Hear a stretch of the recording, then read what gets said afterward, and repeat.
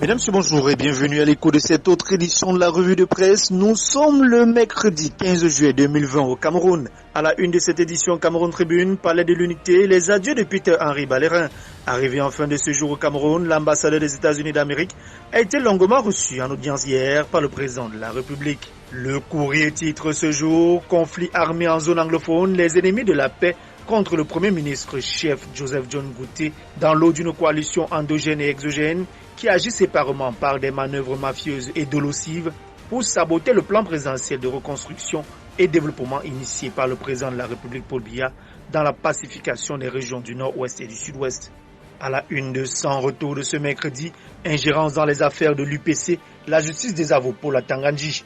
Dans une ordonnance du 10 juillet 2020, le président du tribunal administratif du centre a prononcé la suspension des effets de la décision du MINAT du 17 juillet 2018, reconnaissant Robert Bapod-Lipot comme leader de l'UPC et représentant légal de ce parti politique en sa qualité de secrétaire général, validant ainsi la requête du docteur Pierre Baleken-Cotte et consacrant par le même coup un camouflet pour l'actuel ministre de l'administration territoriale et Bapod-Lipot qui n'ont eu de cesse de se prévaloir de cette décision aujourd'hui remise en cause. La une de mutation, décentralisation, esprit es-tu là? Alors que le discours officiel proclame l'accélération du processus, des dissensions et résistances apparaissent au grand jour, laissant penser que le gouvernement n'est pas prêt. À la une de repères, succession de gré à gré, révision consensuelle du système électoral, Jean de Dieu Momo veut un duel avec Maurice Kamto. Je veux un duel avec Kamto. Dans une correspondance datée du 30 juin, le président du PADEC a invité son homologue du MRC à un débat contradictoire sur les sujets brûlants de l'heure. Aucune réaction jusqu'ici. À la une de Ouest Echo, du rififi dans la réorganisation du parti de Kamto dans le Conquis. Le MRC limoge son ancien boss de Banjoun, maître Samuel Fonkam, l'ancien patron du MRC dans le Conquis, a été limogé en même temps que Kamsou et Salé, son trésorier. Le secrétaire général du parti est venu exécuter la sentence. À la une d'émergence, actualité sociale, guerre dans le Nozo, les humanitaires payent un lourd tribut. Ils sont la cible récurrente des combattants, le témoignage des victimes. Toujours à la une d'émergence, lutte anti-coronavirus, la tête de Gaston Elou de Somba mise à prix. Toujours à la une de Réalité Plus, trafic de Pozolan, pourquoi laisser le maire Paul-Éric Kinguer développer Njombe Penja? Déjà 20 ans, en tant qu'élite puis maire, que Paul-Éric Kinguer réclame ce qui revient naturellement à Njombe Penja, que tout ce qui est l'objet d'exploitation industrielle rapporte de l'argent aux caisses de la mairie pour qu'elle développe l'arrondissement. L'affaire de trafic de Pozolan est une vieille histoire comme les autres en Njombe Penja. Que de diaboliser le maire Paul-Éric Kinguer, il vaut mieux reverser aux populations le quote-part au risque d'être frappé par Dieu qui a offert à Njombe Penja ses terres fertiles. En économie, le quotidien de l'économie titre ce mercredi lutte contre la corruption, des entraves au parcours de la CONAC.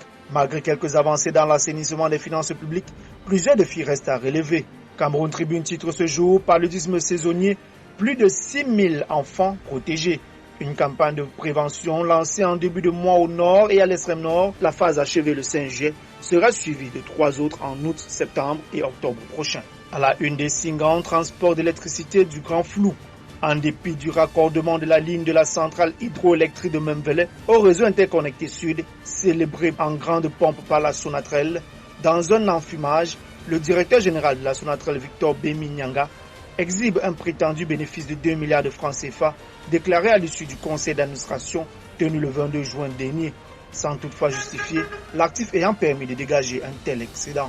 Diapason de ce mercredi titre, revalorisation de certaines pensions CNPS, ce qui attend les bénéficiaires. 93 521 personnes concernées par le décret signé du chef de l'État Paul Biya le 20 juillet 2020. Les explications de Alain Noël Olivier Mekoulum Vondo Akame, le directeur général de la CNPS, sur ce texte réglementaire qui prend effet dès le 1er août prochain. À la une de sa presse mobilité urbaine, la population de Douala dit merci à Paul Biya. Après une voirie urbaine fortement dégradée, la capitale économique retrouve progressivement son lustre d'antan grâce à d'importants investissements infrastructurels y réalisés depuis peu, comme l'a constaté récemment le Mindu Célestine Ketchakoutes au terme d'une mission de travail du 24 au 26 juin dernier. Toujours à la une de repère B2AC, Moutazé impulse un excédent de 31 milliards de francs CFA. C'est le bilan du ministre camerounais des Finances au terme de son mandat à la tête du conseil d'administration de la Banque de développement des États de l'Afrique centrale. À la une de Le Jour, le phénomène Ganou, lumière sur un Camerounais sorti de Batié pour Las Vegas. Et pour terminer, à la une de Cameroun Tribune en sport, Diaspora, Chout Adjara lance sa saison. Dans un entretien, l'attaquant camerounaise parle de ses ambitions avec son club Valeranga au moment où la nouvelle saison démarre en Norvège. Mesdames, Messieurs, merci infiniment de votre aimable attention. Prenons rendez-vous demain jeudi pour la 4e production de la semaine de votre revue de presse.